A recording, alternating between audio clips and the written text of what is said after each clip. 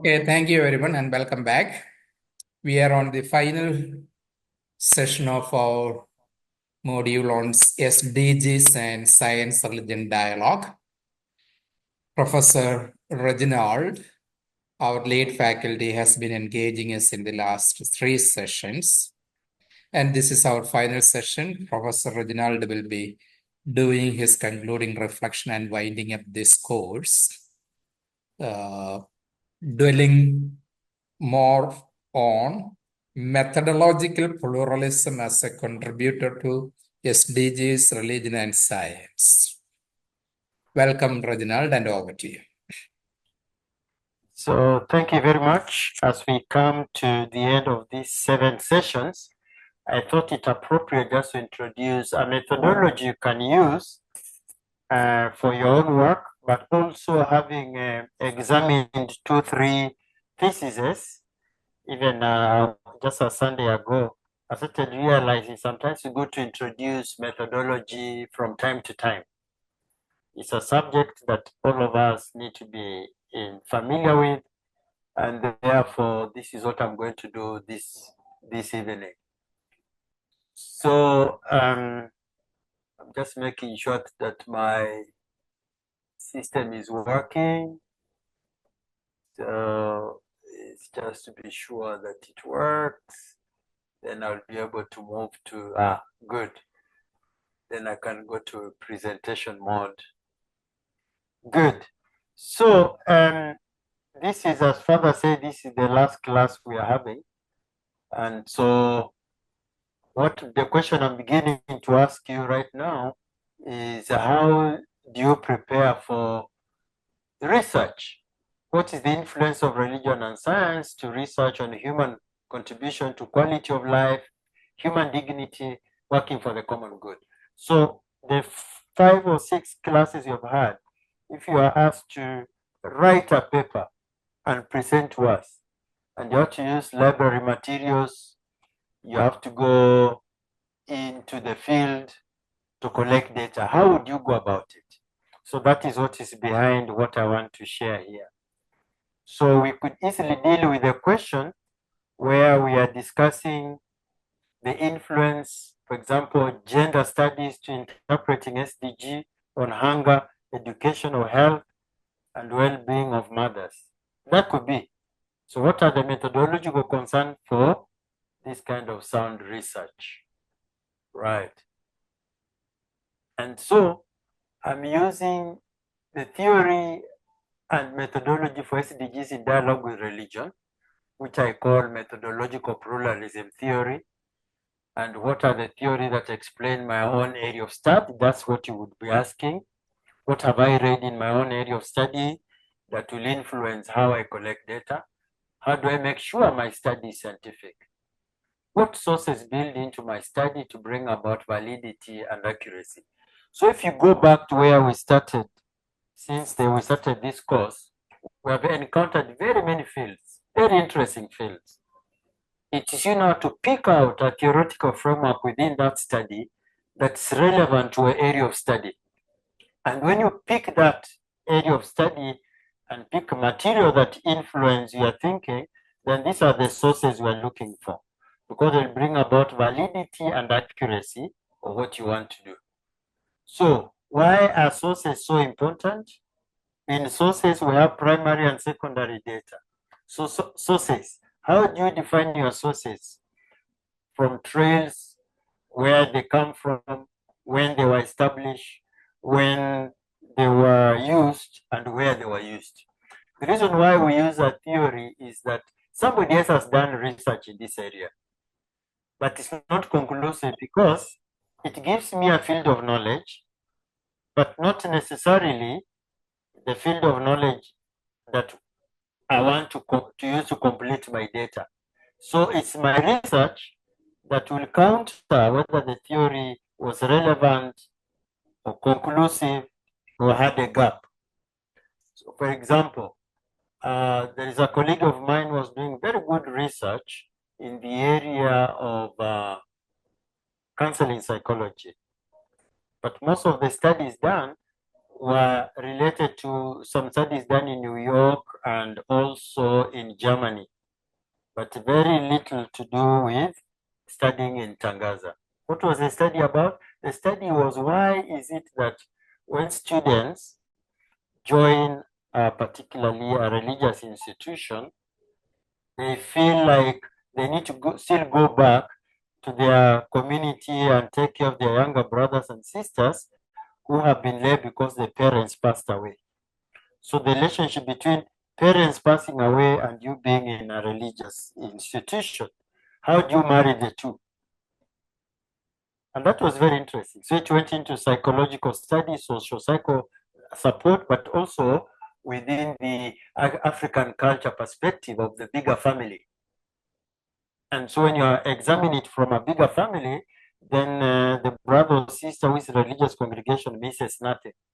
But because of modernity and the modern way of living where we're very individualistic, it is possible that your brothers and sisters who have been left in the village can be left unattended.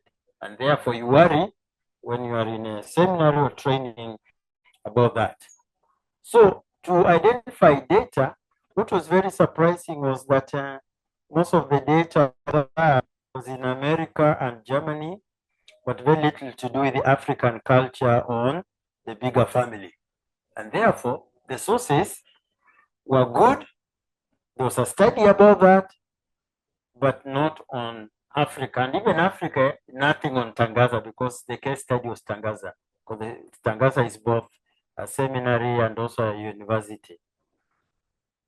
So we start looking for trails which are perceptible signs led by the phenomena. So in this case, for example, if it's a phenomena like poverty, hunger, health, well-being, or psychosocial healing, because you're going through some depression or anxiety, that you are not able to take care of your brothers and sisters. And therefore, once you have identified the phenomena, then we look for literature in that phenomena. In this study, we were exposed to SDG number 1 was poverty, SDG number 2 was hunger, SDG number 3 was health and well-being, SDG number 4 was about education, SDG number 5 was about gender. And then Marita gave us a very good reflection on SDG number 13 that talks about climate change and the responses from the community. But then there was also another perspective that was brought about by Professor Gerard in understanding how to interpret these theories. Okay, so we are there. And then the primary data then is where we are looking at the bibliography from the field of poverty. For example, if somebody has studied poverty, we need to know the data that came out of that. What were the references? What did they mean by what they were writing about? And then I relate it to my own area of study, then I'm able to understand exactly how I'm looking at it. So the primary data becomes the bibliography of the phenomena you are looking at. So if I take the phenomena of poverty, then that becomes the primary data. So I'm looking at the raw material of the list of books that were referenced by this person and how relevant they were to this particular study, but not conclusive. And then the secondary data then becomes anything material that analyzes what was the primary data. Anybody who has picked an aspect and analyzed it, then will help me now to get deeper into the subject. All right. And so when I'm collecting data, what am I looking for? So I need to develop a model. What is my model?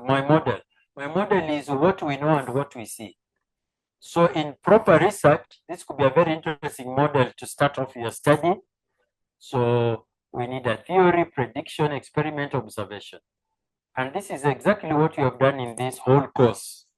I was very, very thrilled by the courses by other colleagues who presented.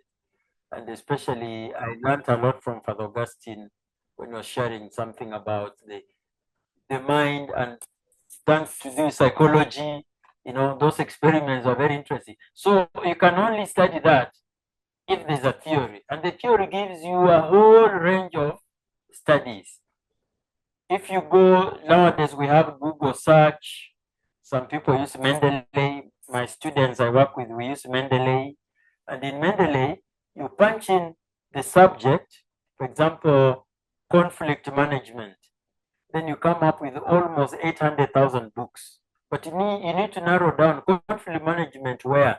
In the family. Which family? In Kenya, which part of Kenya? Western Kenya. Then you narrow down until you get maybe your 40 books. That's very important. Then you can now start moving forward, reading around it and collecting your information. Because all this theory and contributes a lot to methodology. Okay. Then in this theory, sometimes we say there are certain steps you need to have. For example, observe the situation you are faced with, come up with a theory, experiment, then explain. All that is part of the methodology. Okay. Within the Catholic Church, we have a very interesting methodology of see, judge, and act. How do I know that what I see is what it is? I can only do that by doing an analysis and doing literature review. And this is a methodology by a very famous Belgian Cardinal, Joseph Cardine. And so when he introduced this, during he was also part of the Vatican too. But when he introduced this, then people started realizing that if I enter a particular community, I'm not the expert. The community is the expert. But how do I know that what I see is what they see? As a researcher, I could be very objective in what I see. But what I see could be very biased because I'm using my own lens to see things that are not existing in that community. For example, I can go with a bias that, in this community, people are very primitive. Why? Because you are seeing things that are not common within your own culture. Like if you grew up in a community where there are no cars, you use donkeys, you use horses, and then you close your eyes, then you wake up in a society where there are very many cars and aeroplanes. You'll be calling those who use aeroplanes and cars as primitive because why do you want to fly when you can actually use a donkey? Okay, it's just what you see. What you see may not be what it is. That's what is there. Then to make a judgment, you need to do an analysis. What are you analyzing? You're analyzing a situation supported with data. And what is this data coming from? There's a theoretical understanding, and then we do some in the church, then you do a theological reflection, because theological reflection gives you certain values, certain principles, certain guidelines, so that we can be able to understand what you are doing. Okay, so the search engine is Google. Google Scholar has a very strong search engine. The other one is called Mendeley. I'll share with that later. And so nowadays we introduce another methodology we call the pastoral cycle, where there's experience, social analysis, theological reflection, action. And the key component of this is Holland and hope, but it's also further. There's a Jesuit priest also who has participated in this, Peter Henriot. And Peter Henriot has even helped us to understand how to enter society. For example, one of his most famous video, if I can be able to download it, it's called Social Analysis. And here is looking at veterans in the US, the state of Washington, D.C. So throughout the United States, there were 3 million veterans who were homeless. So he is looking at and wondering, how is that possible? Okay, not necessarily 3 million, but there were homeless people at 3 million. But out of that 3 million, there were almost 30,000 veterans. Now, the church wants to respond to that. And so the question was, why would you have homeless people? what could be the influence? So the influence could be the structures that exist. One of the structures that exist could be political. The other one could be economic. The other one could be social. So how can a political structure influence people to be homeless? Ethnicity, for example, or bad politics. If I belong to the Republican Party and then all of a sudden we are not in office, I could be discriminated if another party comes to power. In the case of Africa, is ethnicity or political parties. So this politics can be a structure of discrimination. What about economic muscle? You call in Microsoft to invest in your village, and Microsoft builds a big town, and but then does not employ local people but bring people from all over the world. They can push people out of the village and people become homeless. So what you see, what you analyze, what you reflect on brings out new values. Okay, so what is methodological pluralism?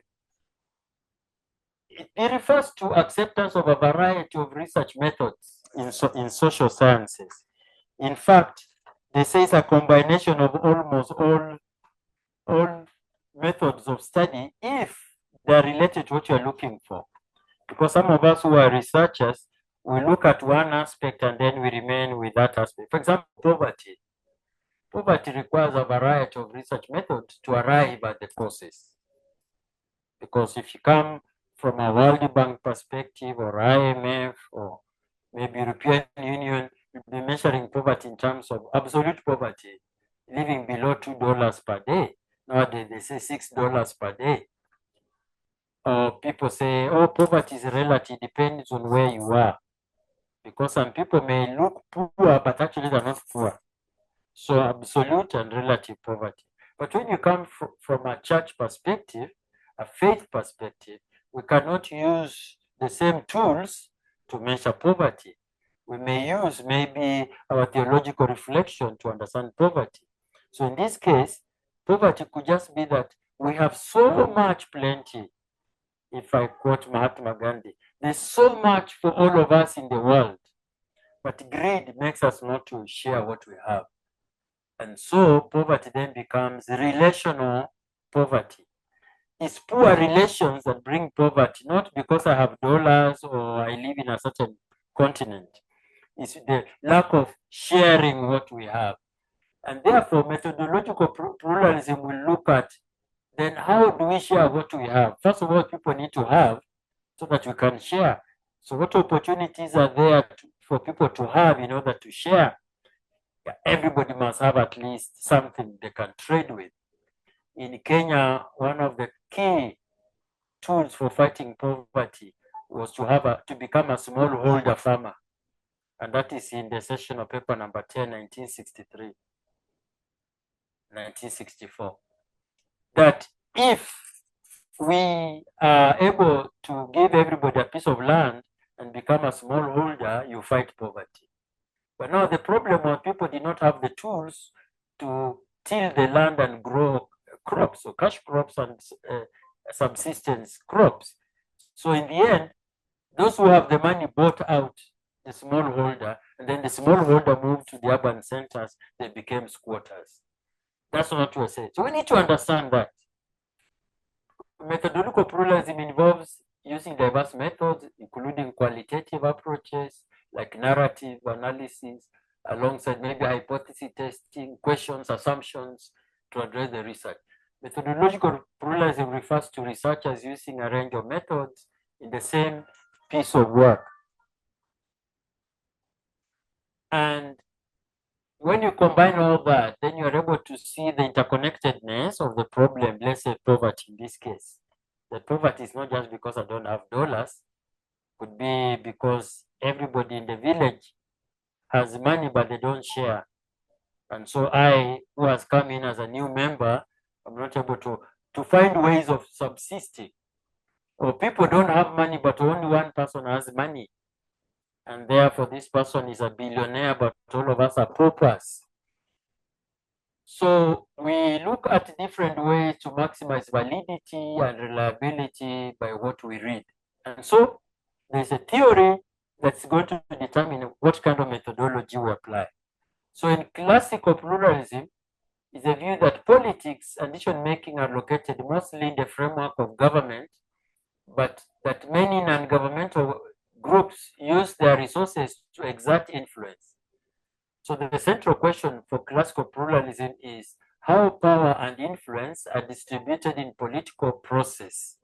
So if you're going to analyze the question of how power and influence become a problem for redistribution, then you can use methodological pluralism theory, where on one side you want to measure what people understand by power and how you have power brings about influence. And therefore, when we look at it, then we say, because you have power, you have influence. But somebody will say, but how do you acquire this power? Like Museveni in Uganda telling Bobby Wine that, yeah, you can get a popular vote, but you don't have power to become president. For him, power is defined in terms of controlling the military and central bank. Once you don't have central bank and the military, you can never be president in Uganda. Other people will say, I have power because the people are behind me. So the numbers. And there's nothing politicians fear than the numbers. And because I come from a very influential family and have power, therefore I continue ruling. In the case of Somalia, Somalia is very difficult to have political parties because there is clan democracy. The power is in the clan leader who is coming from the largest clan, then will be president. If you come from a smaller clan, you have to negotiate your way. And so if you bring in a multi-party system of democracy, the clans will be the first people to thwart it, to fight it. Methodological pluralism, we also have they call integrated methodological pluralism. Integrated again is where you are preparing yourself to go to the field and you know that your study is influenced by politics, economic, culture, maybe politics, economics, and culture bring about psychological challenge to certain communities. So you need to understand how is it that politics, economics, and culture have a psychological effect on the community. So in this case, maybe you are studying about genocide. Genocide does not just come because I woke up and then I started killing my people. It's ignited maybe by politics, maybe by poor economic power, and then lastly by the culture. And therefore, it will have a psychological challenge to the people. This morning I was having a PhD class and we're looking at conflict in Rwanda, especially the Rwanda genocide of 1994. Most people would say, it was ethnicity, it was tribalism and all that. But when you read a book by Michel Choudovsky, you'll find that, I will share the name of the book, Michel Choudovsky, you'll find that actually, I will put it in the group, yeah, I'll put it in the group, in the MA class group. So you'll find that the economic genocide, they call it economic genocide, was the real cause. And how did economic genocide come about? Was because from 1984 to 1992, the World Bank had come up with stringent policies where they were giving loans to governments to improve coffee and tea production. And then there came middlemen. The middlemen were the ones who were receiving the loans and distributing to the farmers. So then they buy seed, they buy plant for the farmers. But then the money was not reaching the farmers in good time. So when the harvest came, the farmers were still looking for the money, even to pay off their workers, they could not. And so the children could not go to school. And then there was interference by a Chinese company to help improve farming by donating machetes or slashers to cut the grass and clear the field for better production. So they gave almost 1 million machetes to clear the land. Now you're talking of economic stranglement for almost 8 years. So those who are 12 years old, they're already 20. Those who are 14, they're already coming to 22, 24. So it was just a matter of time. The tension was growing. So the middlemen were milking the farmer, and the taxation was very high. And so it was just waiting for a spark. The spark was the shooting down of the aeroplane of Habyarimana, the president. And then they started saying it was the Tutsi who shot down the aeroplane. The Hutu say, no, it is the Tutsi who are this and that. So blame culture. But the real cause was the World Bank policies that were negative. So if you are integrating that methodology, then you need to understand the real causes of the Rwanda genocide. And so methodological pluralism will bring in the philosophical challenge, the cultural challenge, combined with psychological challenge. And if you look at it in this perspective on the right, then you see there's an aspect of phenomenology there. There is an aspect of autopoiesis. Autopoiesis is a very interesting kind of science where you look at any village or any African clan or any African community or Indian or Asian, whatever, there's a system of leadership which can renew itself. So autopoiesis is self-renewal. We have faced floods, but if we organize ourselves, we can collect money, try to buy cement to block areas that were affected, and then we continue with our life. It needs people who are very objective and see things in a very far place. Then it comes also with questions of humanetics, and this comes into phenohumanetics, the interpretation of texts and what these texts mean for us within an ethno-methodology, within an ethnographic perspective. And then the social autopoiesis, we see, oh, but society can always renew itself. If society can renew itself, then there's something about systems theory and all that. Okay, so you start working on a final matrix for preparing for your fieldwork. So what do you want to do in this fieldwork? You could be looking at how to organize your data. Maybe you're looking at people who are employed, people working in this village or this community. Who am I going to talk to? Who is this person who will give me the right information? What methodological perspective am I looking for? Maybe it's phenomenology for this particular study, maybe it's structuralism, maybe it's hermeneutics, maybe ethnomethodology, autopoiesis, empiricism, social autopoiesis, social system. This area is influenced by your theory. The theory that you are using is going to influence the methodology. So if I say phenomenology, within the study of phenomenology, you're talking about all the big people like Husserl, Heidegger, and all that. But what do I want to get out of phenomenology? I want to come up with a perspective of pragmatism, where every action or problem I encounter must have a solution.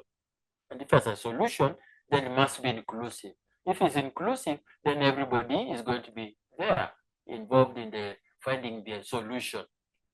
Okay. Then what kind of questions am I going to ask? So preparing a matrix before fieldwork is so important. Right. And then you can say, out of all that study, prepare myself, then I need to look for one of the applications. So in this class, I've just picked 3 approaches. One is Paulo Freire. Paulo Freire was from Brazil, and he understood how to use local methods to bring people to understand their own phenomena. So I could use that. It's Freudian theory, but it's also Freudian methodology. So what does it mean? It brings about people to reflect on their own situation. So there's epistemological curiosity. You are living in this environment, and there's an open sewer pouring out dirt from the toilet. Why are you not able to do in most villages, they say, that's not my work, that's the work of the member of parliament or the MCA. But Paul will say, no, let's understand. We can do it ourselves without necessarily bringing in the government or waiting for the leader. Let's do it ourselves. So epistemological curiosity to be, but why are people living in this kind of situation and they're not able to act? It also brings a methodical rigor to help you to think. And so the best model Paulo Freire gives us the pedagogy of the oppressed, and which call for oppressed individuals to abandon their objectified position and fight for their own liberation as human beings. This is where you say, no, we have elected a member of parliament. He's the one who's going to sweep our houses, clean our toilets, build our roads, bring us drinking water, and we are sitting. That kind of mentality. While you could be saying we have a member of parliament to help us be organized, to be able to solve our problems. If we lack resources, then they must be distributed equally across everyone, not one person. That is what we lack. And so in our example, climate change, gender inclusivity, we need to look at that. And therefore, to develop now a model for reasoning within Freirean theory, this model of power structures awareness, dialogic awareness, cultural awareness, will help us to communicate the social challenges the community is going into. And if I have this kind of a model, then it's very easy also to bring about a Freirean methodology. So one other aspect also is to scan through the literature that's relevant to your research. And again, I've just used Freirean approach by throwing it in front of you so that we understand that if we understand pedagogy of the oppressed, and tomorrow I become a member of parliament or the president of my country or a bishop or a cardinal, then I don't become the new oppressor. So how do I scan that? I scan by reading and reflecting on it. And therefore, education is key. The language, linguistic is key. The grammar used, who is using this grammar? You remember Freire maybe speaking within a Portuguese culture. What does it mean to be organized in Portuguese? What about in my own village? What about the theory of Christian personalism? What about the question of critical theory? Gramsci, theory of analysis. Gramsci lived in Italy during the period of fascism. Before that, he was experiencing the First World War. So what about materialism, humanism, radical Darwinism, structuralism, psychoanalysis? So which one will I pick? Maybe I can only pick two perspectives or three. I could pick education, critical theory, and discursive analysis by Foucault to understand why people can go to school and they're not able to implement a project in the community. There's a problem with education then. Education makes me have a white collar approach to issues without necessarily dirtying my hands to be able to solve the problem in the community. There are those kind of models. So in social transformation, then we ask, then how would you use your knowledge to bring about positive change in the community? So education should help me learn theories that bring about personalism, that talk about equity, equality, and then collectiveness or collaboration. Then together we look at the same issue and solve the problem. And so you can also come up with this kind of model to help you analyze your work. Then you start looking at different sources that help you to improve. And so the one on the right, the left one is just a repetition, but the one on the right could be derived now for you to prepare to go to the field. And so you start looking for, if I go to the field, what will I be looking for? What is going to inform me about this situation? The problem, the theoretical, critical reflection, the synthesis, the evaluation of what I've done, and to be able to look about the culture cycle of preventing violence in the community. Maybe that could be. Okay. So this is what we have tried to cover up to now to help us understand that anytime we prepare, go to the field, sometimes informed by theory, there's prediction, experiment. And so we have been exposed to different approaches, see, judge, and act for implementation in relation to Paulo Freire. That is correct. Okay. So another way of approaching to question what you want to know, now you're going to the field, is by drawing this model. This model, we use it a lot in social transformation, is what we call the first view approach to a problem. I'm seeing somebody walking and they're staggering. And this person is always walking and staggering between 5 and 7 p.m. Will this person be drunk or sick? What is happening? You can only know that by interacting with the person. And most of the time we make these mistakes. Because we saw somebody walking, staggering, and they were drunk, therefore anybody else who walks and they're staggering, they are drunk. But when you interact with the person, you realize actually what is happening is not true that this person is walking looking drunk. This person has a condition of nerves which makes him walk that way. Now, the perception changes. But why did this person have a condition of nerves? Why is it happening this way? Maybe it was food, bad food, or pollution, or there is that place was like Hiroshima with the nuclear waste, and therefore that is what is the cause. And so, what does it mean to us? And how shall we respond? So these kind of questions are very important, especially in social transformation. And so if we go through understanding that kind of situation, what we read, what we analyzed, what we reflected on, when we go to the field and start asking people why this is the situation, we start collecting new data completely, new data to what we read in the books and what we thought we knew. And that's the importance of going to the field. So we go back and ask ourselves, then where are your sources? How did you know your sources? So the whole study we have been doing, we've been collecting sources from June last year, or those who joined in August last year. We've been collecting sources to inform what? Our methodology, and to inform what? The new data we are going. And so in our case, we expose SDG number 3, maybe we want to understand about health. So our entry point is to understand why are people not able to access malaria vaccine? What are the reasons that cause people not to access malaria vaccine? So we can inform by that information by reading around what it means malaria, what it means good health, what it means well-being. Now we're already exposed to that. And so we prepare ourselves now to understand that by interviewing people, by going to the people and asking. We've already been told what it is. We've been told about why education is very important. We want to know why in this particular village only boys go to school and girls don't go to school. And so if we're reading around that, then what kind of material will help me to understand why in this village boys go to school and girls don't go to school?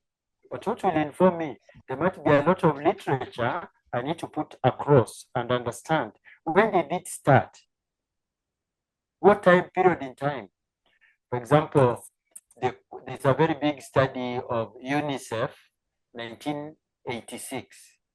Remember, between 1980 and 1984, the structural adjustment programs enter into Africa when they talk about cost sharing.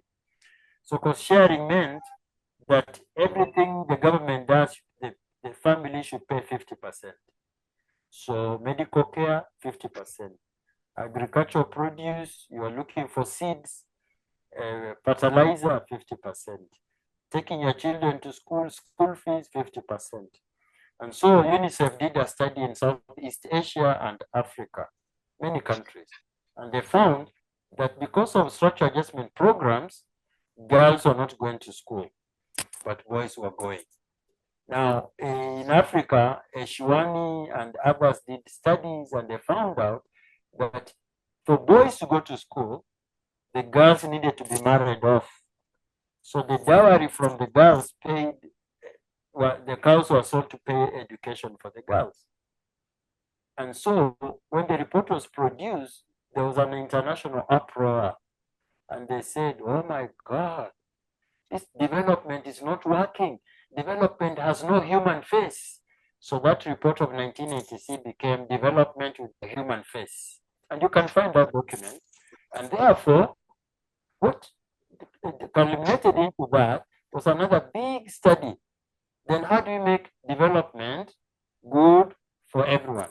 But when we say education, education is inclusive. Then that report generated what they came to call Human Development Report 1990. Then from 1990 to today, we have Human Development Reports produced by UNDP. But the trigger was the 1986 study in Africa and Southeast Asia about the plight of girls not going to education. And so they started now saying, oh, the girl child concept came about, where now we have gone full cycle. Now we're talking about the boy child. Okay, so then we need to review education. That education as it is not bringing about inclusivity. So what do we need to do? And so we look at statistics maybe from Kenya or from Uganda, whichever country come from. And so this is how we collect data to help us move forward. And so when it comes now to asking the same question we started with, we asked, what is the influence of religion and such research on human contribution to quality of life, human dignity, and working for the common good? So we can explore some methodological concerns, and it's up to you to think of how to go about that. And so some of the models you can carry forward to help you move forward. Some of these, for example, Professor Gerard gave us Immanuel Kant. He was calling the ontological aspects of how to look at development today. So the ontology, we have been reasoning with this. Because if you just take a theory without critiquing it, then you're also growing in stature of knowledge. So you pick a theory, but you critique it. And so if you are looking at Immanuel Kant and how to make sure the society is moving towards equity and equality in terms of resource management, then we need to understand Immanuel Kant, but also critique. And remember, we developed a critique where somebody would say, it's my duty because I'm employed to do this duty. But then we say, but what is the right duty? Is the right duty because I'm an officer and my duty is that whenever people riot, I should shoot them, then I just shoot. I'm an officer and my duty is to do as things are told to me. Or I can be objective, sit back and say, no, it's my duty, but I need to reason with this situation. And so this is a deontological question we have today, that when I'm working in a system, I can do things without reasoning. And I brought in the deontological study because this was a very important theory coming from Professor Gerard, but also how to apply it in research. And so deontology is countered with the teleology. And in teleology, we look at the bigger picture, that whatever we do must be for the good of each and every person. Sometimes what we do can be for the good of one, but the bad of the others.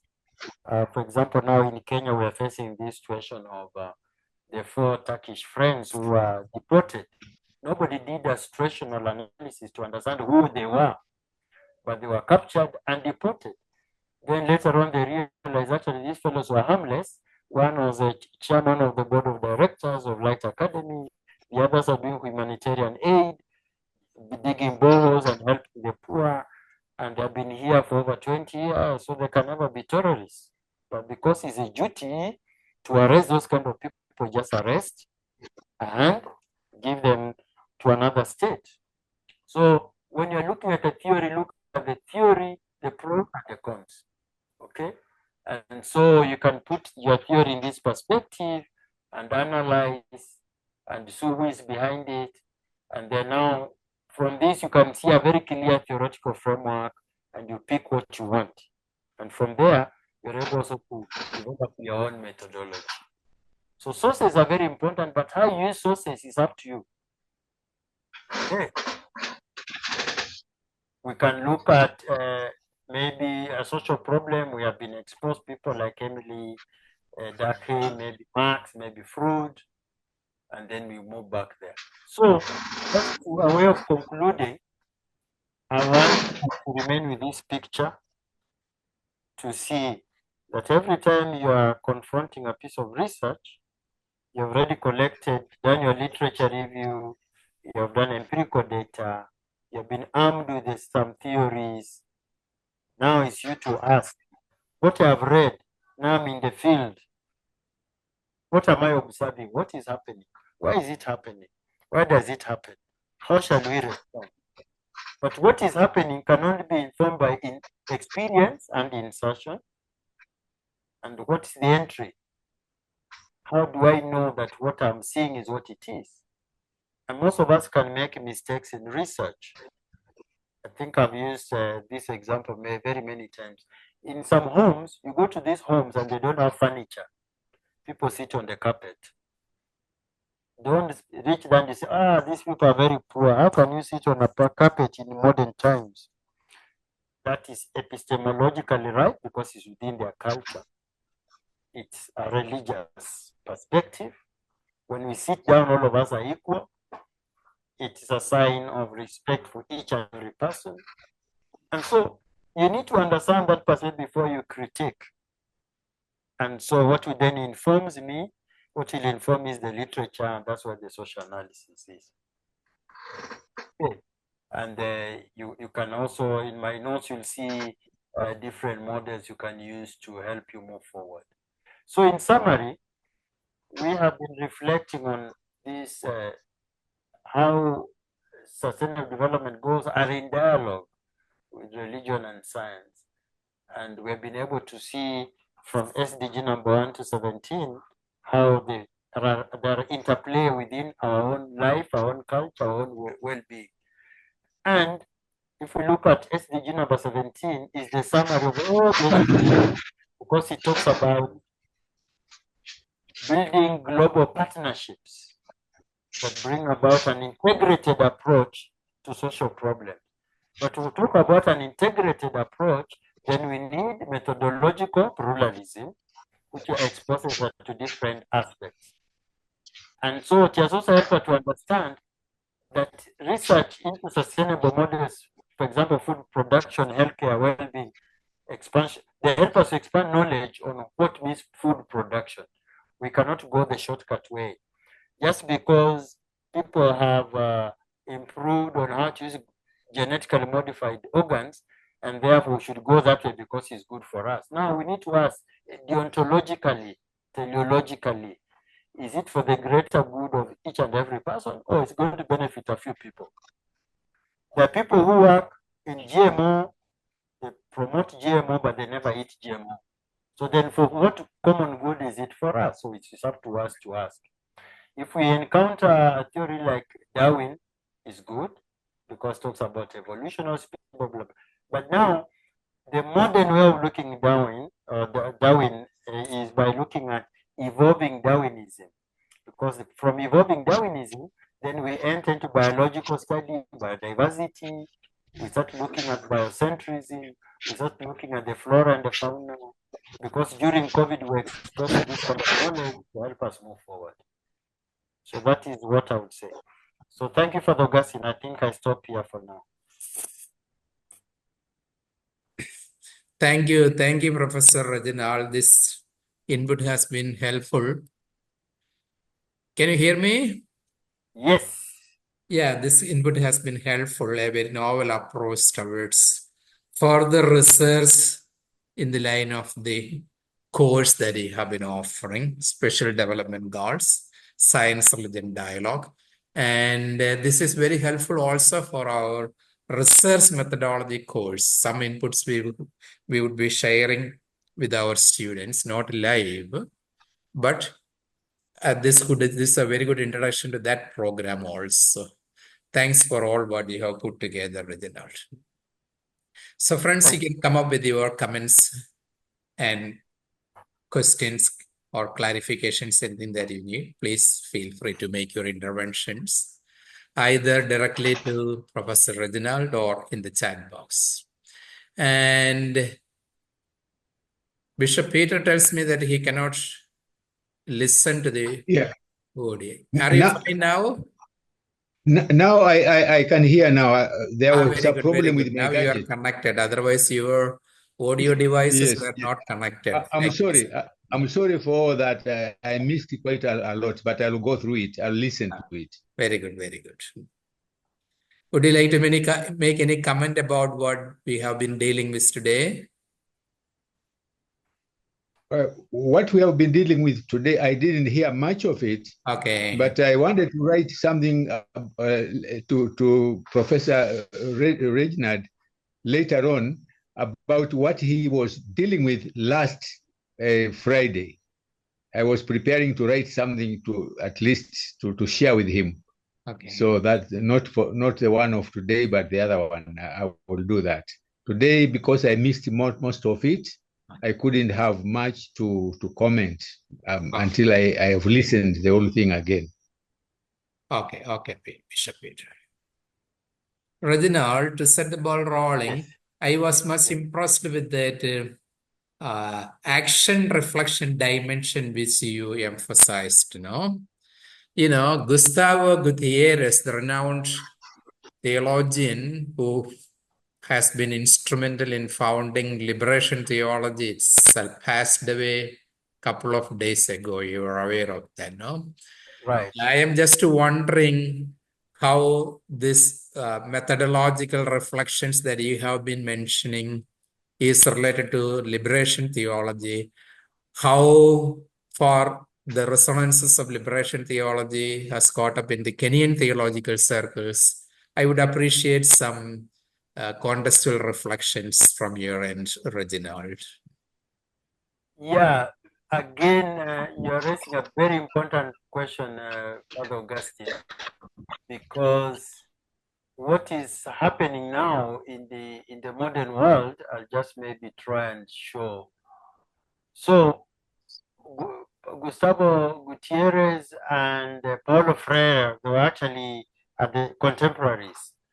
So Gustavo was helping to reflect on issues affecting people in Latin America.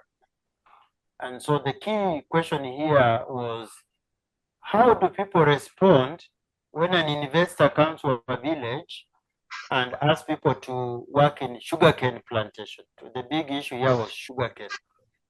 And so these people are working in sugarcane plantation. They're being paid a very low salary. They're not able to take care of their children. They're not able to access medical care. Housing is poor. But all the sugar produced is exported abroad. And they cannot challenge the investor. And so Gustavo and Paulo Freire, they're helping people to reflect on their own situation. So the question was, why? First of all, the workers were fearful to be dismissed. And because they were fearful to be dismissed, they were not being helpful to society at large to solve the problem. And so the question then came, education. Was education at fault? Was this what really people were thinking, that education should be the one to give them answer? But who in education? So that's how now Paulo Freire with Gustavo, they try to devise this method of see, judge, and act.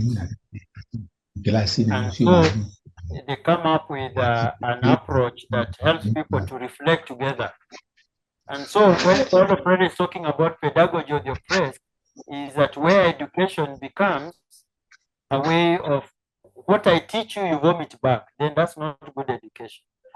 What you are taught should not be vomited back, if you use that crude word, but should be digested and then interpreted in the situation you live in. So without understanding this approach to education, then people become victims of their own education. And so this revolutionizes how we enter society. Okay, sugarcane, Latin America. But today you go to the informal settlement, there is an open sewer. What do we normally do? Or let's call the government to come and fix the sewer, instead of mobilizing ourselves and finding an answer, because once the sewer is open, it's our health hazard. So then how do we combine with the system to make sure that this is fixed? So that's the kind of education. And so Gustavo Gutierrez influenced modern theology to be more responsive to people's needs rather than just becoming reflective. And it also challenges our spirituality to a very large extent, because you can tell people there is a problem here and they say, okay, let's pray. Okay, prayer is good, but prayer with action is also better. And this is how it is. So we pray, but we also act. And that way the intervention becomes meaningful. So that's how I would say, Father Augustine. Thank you. Lawrence, you have posted some material in the chat box. Would you like to explain as to what is it? Oh no, I was just trying to. Hello. Yes, Lawrence, go ahead. Yes, Professor. I was just trying to follow up what Dr. Nalugala had presented. The search for the books that he referred to as what we can use in searching the books. But I have a concern over the education system. Can I go ahead? Oh, please, go Yeah, ahead. go ahead. Yeah, yes. Yeah. So it's good that we have been reminded about the contributions of Paulo Freire and Gustavo Gutierrez about the conscientization process, where people have to begin questioning their own environment and become solutions to their own problems, rather than sitting and waiting or wearing the white-collar job as a way of benefiting from the education. However, that is good, but I think also we have a structural problem in Africa, especially maybe it could be a Zambian problem, but I see it much more as an African problem. The education that we are assimilating is not necessarily giving us solutions. As way back as from the colonial times, we have adopted an education system that doesn't prepare us to become solutions to our own situations. And this is what has continued being funded by powerful organizations, including IMF and the UN, and even these well-wishers that are helping us from Europe and America. We are not producing the best from what is coming out from our education sector. So is it possible to develop a system that can challenge the structure? Of course, if people can go into the classroom, they come out with good results, but the system will still oppress them not to become solution. I end there. Yeah. Very, very important observation. And again, what you're saying is really true, because we are experiencing this more and more. But there are two ways to approach it. We know the old saying, cannot bend an old tree, but you can bend a young one. So there are two approaches. I've seen this in Tangaza. So Father Selvam Sehaya is a Salvation of Don Bosco, has put together research to study children born in 2015. They're going to finish university in 2040, maybe if they do masters 2045. What kind of a human person shall we have packaged to bring about social transformation by 2040? Will this person be understanding artificial intelligence, good in computers, an engineer, a social transformer, a psychologist, somebody who knows the politics of the land, somebody who understands the legality of things, somebody who knows that working for the common good is good for all of us? So where will this kind of education come from? And that's a challenge. So we're doing that study. And so we hope if we are still alive, then we can look back and say, oh, we did something. But then there are what we call intervening variables.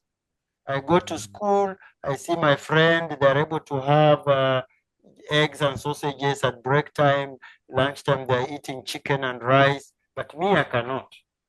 So it's very easy to be bought.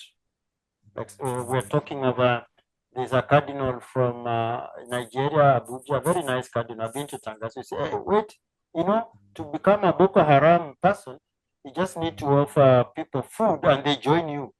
So these are the intervening variables. So will education be able to be packaged to bring that solution? It is us to look at it. Now, the second one is, why is it that the problem we have is structural problem? It is true. In fact, today, in my PhD class, that's what we were discussing. So when he says structural, and even Peter Henriot, that's what he says. For example, when you talk about homelessness in America, homelessness in Nairobi or in Lusaka or Johannesburg, what is the cause? It's structures. So it's a structural problem. How do we really understand our politics? In Kenya, it's very easy people to say, I don't like politics. But then education, economic well-being, a good constitution, impeachment, getting clean water, all this is politics. Politics is who gets what, when, and how. So if I don't engage myself that space, I'm not helping society. So structural. And this structural goes back to the colonial days. In Kenya, we always, when we analyze our independence and post-independence, we say we got political independence, but not economic independence. So what happens? We become umbilically tied to Britain. So when Britain coughs, we catch a cold. So Britain becomes the core and we become the periphery. So the periphery is working for their colonial masters. But then the way we are approaching it is also wrong. We don't want to approach it the Mali way or the Burkina Faso way. We overthrow and then we bring in Russia and China. And then if the China and the Russians get tired of us, they overthrow us or kill us. No, it has to be collective. And that's what Paulo Freire and Gustavo are saying. Let's be collective. Let's reason together. Let's work together. And the moment you start engaging people in this pastoral analysis, people become very responsible. And we in Tangazo have done that experiment. We did a study in Kibera, Lainstaba, there's a parish there. It was run by Mexican priests. And we did a social analysis together with the people. And the people went through the political, the economic, the social, the legal, the technology, the culture, environment. When they finished, all of them, the whole parish went through. When they finished, then we called for parish council elections. There was a very big revolution in that parish. The first time, they got a woman as a chairperson of the parish council. And that changed the dynamics. So the question was, why is it that women have never been leaders in the parish council? It was because if I am a landlord and I own 20 houses and I stand to be chairman of the parish council, people just elect me because I have the power and the muscle. But now with this social analysis, it's changed the dynamic. It's not because I'm a landlord that I become a parish chairperson. No, it's because I can deliver. That's what I become. And so that changed the dynamics completely. So this is what we're talking about, breaking down structures. Is us to look within and bring transformation rather than looking without. But how shall we go about it when we work together and reason together? Thank you, Father. That was a very interesting question.